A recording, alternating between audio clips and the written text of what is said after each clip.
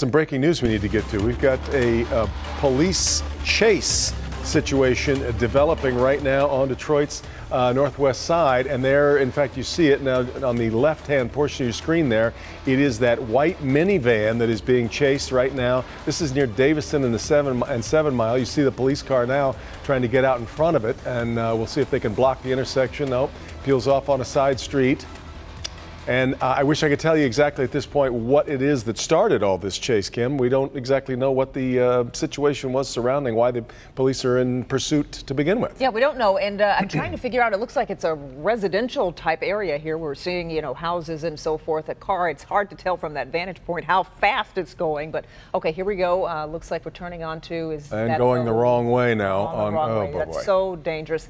That's Woodward. Like that's Woodward. Yeah, Woodward in the wrong direction this time of day. Not good. You can see cars pulling off there to the side. Fortunately, we've got traffic held up at a stoplight up there, and now moving off on the side. That's right at McNichols is where we're seeing there.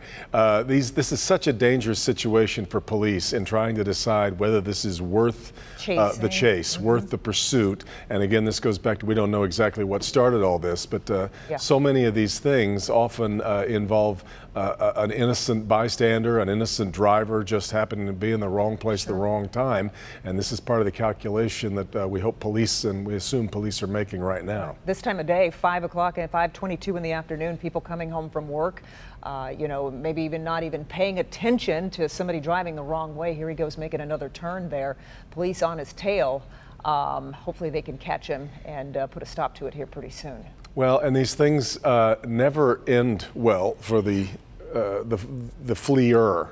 You have to imagine at a certain point, it just becomes obvious. You never see anybody get away, especially given the cameras that are in the sky, like this one, like Sky 4.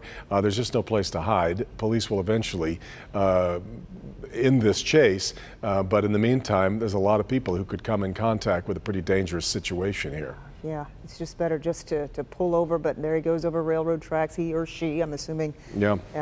You know, gosh. Okay. Do we know where this is, guys?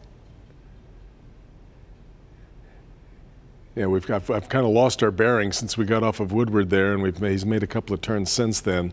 But again, in the area of northwest Detroit, right where Woodward and we get the lodge and McNichols all meet up in that area. If anything looks familiar. Okay, we're on 7 Mile now, I understand, west of I-75. And, really close call there. Just about took out the front portion of that vehicle. We're at 7 Mile and Conant now, I understand. If you're familiar with the area, you're probably following right along.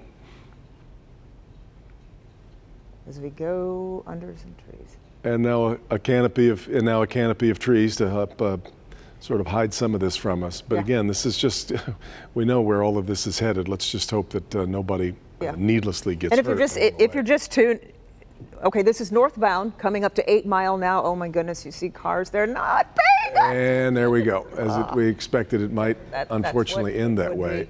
If you're just tuning in here, this is a police chase that we've been watching here for the past few minutes. That white minivan, police, guys. This is always a dangerous situation, too, with trying to approach the driver, trying to make someone may be hurt, but someone also may be very angry still inside. Yeah, so this is a really tricky thing for police to handle. We also need to keep an eye on the vehicle that was hit back in that intersection, make sure everybody's okay there.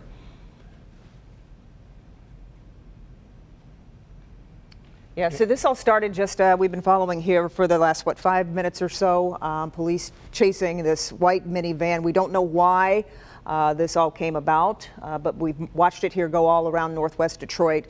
Started 7 Mile in Davidson area, and we are now, looks like we've got a guy on the ground now, they're telling us. So they've got him in custody. Oh, and there he is. Somebody on the passenger side as well. Yeah, there may have been more than one person in the vehicle then. I think we've got 2 people down at the moment. And then hopefully, as I mentioned, that vehicle that was struck, there you can see the bottom of the legs and the shoes of the person who it looked like was the driver.